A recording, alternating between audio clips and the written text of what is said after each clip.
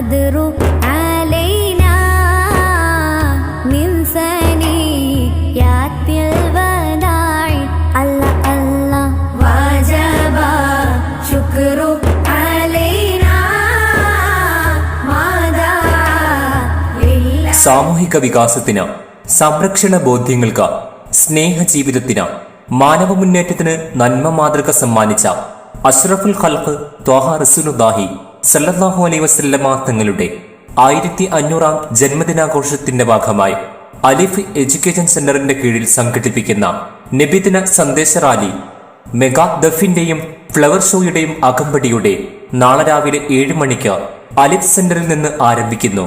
പ്രവാചക പ്രേമികൾക്ക് ഹൃദ്യമായ സ്വാഗതം.